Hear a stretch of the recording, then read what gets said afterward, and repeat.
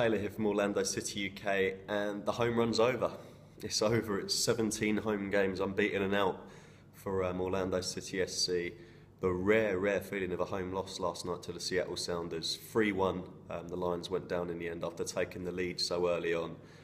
And in truth, the Sounders more than deserved their victory. They totally blew Orlando away after Seb Hines opened a scoring on 7 minutes.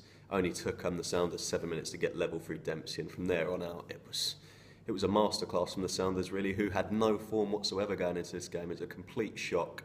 A great chance for Orlando to build some momentum. We thought it was the perfect game. Didn't turn out that way. So without further ado, let's dive into the player ratings. Bendik, straight 7 out of 10 for me last night. Absolutely nothing Joe could do about the Sounders' goals. In many ways, it was like that guy, you always play online on FIFA. The Sounders made sure they were going to score every single one of their goals by squaring it, giving themselves the best opportunity. Nothing Bendik could do. The only thing Bendik did brilliantly, really, was just before the break when he denied Jordan Morris, who could have put the game away even earlier for the Sounders. Great save to deny Morris one-on-one. 7 out of 10 Bendik. In Alston, 5 out of 10. Orlando's defence just didn't cover themselves in any glory last night. The one plus point for Alston really was in the second half when he managed to get beyond the Sounders left back and put a fantastic cross in for Seb Hines, who was up there. Seb Hines could have scored loads last night and didn't. But aside from that, Alston was caught out by the tricky play of Ladero, and the whole defence just wasn't it wasn't together at all. So 5 out of 10 Alston. Hines, 4 out of 10.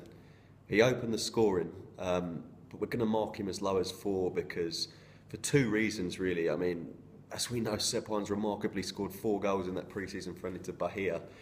Last night he could have had 4 again. He really could have had 4 again. Brilliant header to open the scoring on 7 minutes.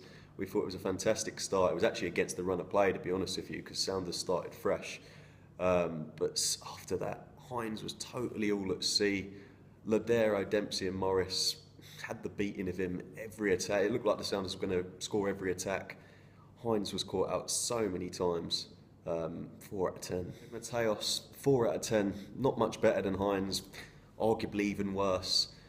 2 goals. Mateos was at fault last night. Christian Roldan played an absolute, it was a pretty straightforward chip forward, to be honest with you, and it totally caught all of the Orlando defence out. Notably Mateos and Hines was watching.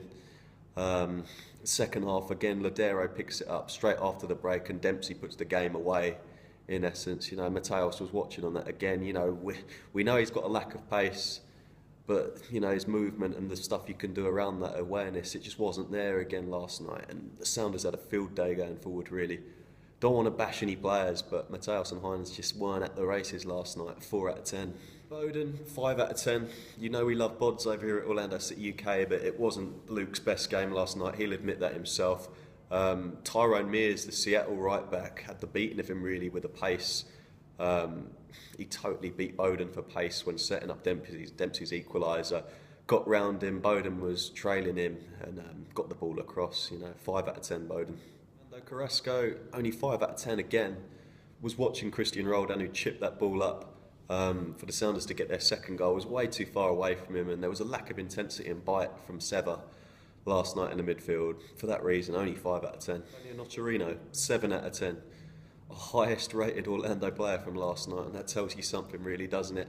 In fairness to Noccerino, he's really buckled down and started to put in some better performances under Christ. Got the bit between his teeth under the new leadership, of course. And he had much more bite and intensity about his game compared to Carrasco. Battled well in there, wasn't enough in the end, but 7 out of 10. Barry, only 5 out of 10 again. On the fringes this game, Hadji last night. Had a really good game in Vancouver a couple of weeks back, but was watching in the most part. Obviously, we suffered from Kevin Molino being out with a hamstring strain. We was looking for that kind of impact last night, and it just didn't come from the flanks, unfortunately. So 5 out of 10. Kaka, 7 out of 10. Far from Ricky's best game last night. But, in a poor Orlando performance, he was still doing what Kaka does, trying to get the team on the front foot. Played an excellent free kick into Baptista, who could have, swung the momentum back in the Lions' favour when he hit the bar in the second half. But Kaka's better than that, only 7. Shea, 5 out of 10. After such an impressive cameo last week against the Revs when he come off the bench, played off the right as an inverted winger under Christ and was brilliant, set up the Molino's goal last week. he was on the fringes this week. It was back to the Shea that we've known this season, you know, frustrating, you know, just not making the contribution we expect from US men's national team star, you know, and only 5. Larin, 5 out of 10. So surprising after his recent hot streak that Larin was well out of this game, totally anonymous.